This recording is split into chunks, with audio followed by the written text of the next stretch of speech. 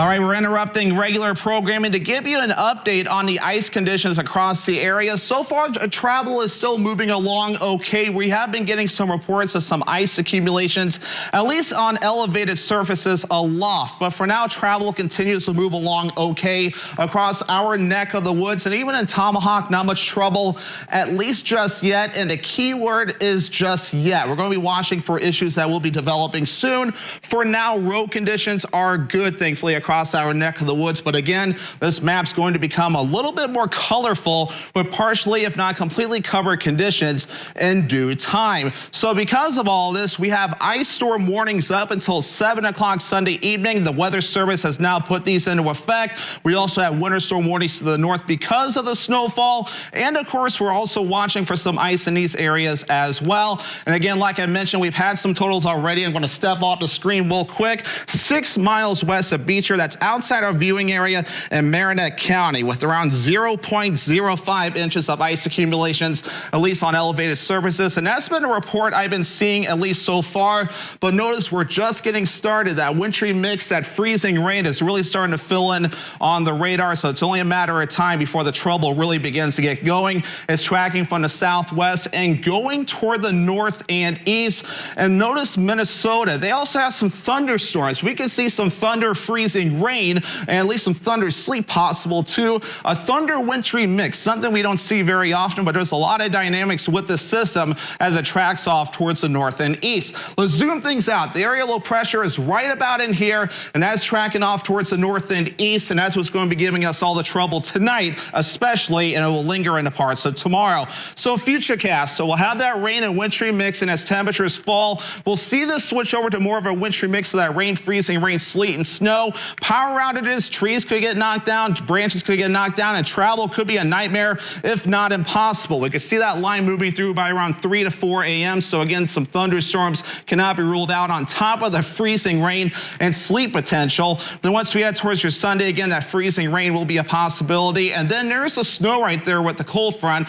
By around 4 to 5 o'clock, we'll see a transition over before it wraps up by early Monday morning. Then some clouds lingering around for a bit, and then notice the clouds begin to break up as we head towards Monday afternoon into Monday evening. So again, this might be overdoing it just a bit by around a little bit, but again, around a half an inch of ice to 8/10 of an inch of ice. So 0.5 inches to 0.8 inches of ice cannot be ruled out. So that's quite a bit of ice that we will have to keep an eye on too. That will cause issues for the power lines and the trees as well. We could see some trees and branches knocked down and some power issues as well. And travel again could be a nightmare. So again, the snow side of this, maybe 2 inches, 1 to 2 inches farther down to the south, locally up to 3 inches. Anything more will be further off towards the north at around 2 to 4, maybe up to 5 inches in a few spots. And again, I mentioned that thunder threat. Nothing severe is expected with this, but we could be watching for some general thunderstorms overnight tonight and the parts of early Sunday morning. So that could be a rude wake-up call.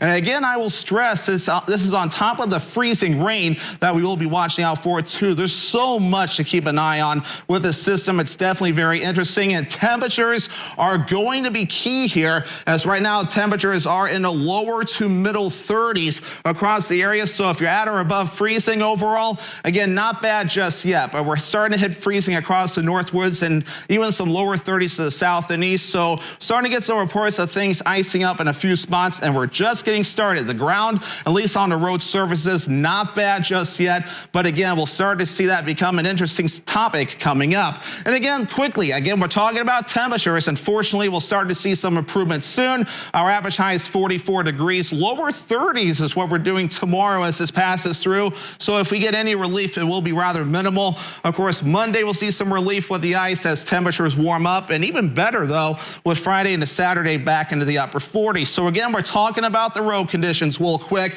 We're still seeing traffic moving along. This is US 51 on County End, and so far traffic is moving along without any issues, at least across parts of the highway. And then, of course, in Tomahawk, again, no issues just yet. It's still raining out, some drizzle or light rain showers, and that freezing rain is going to be key here, as that's going to cause some road condition issues. Again, we are good at the moment, but it's going to make things very interesting. And real quick to recap, ice storm warnings now in effect between now and 7 p.m. Sunday. Winter storm warnings up for the areas in pink. Let's now sit send you back to regular programming. We'll have more tonight at 10 p.m.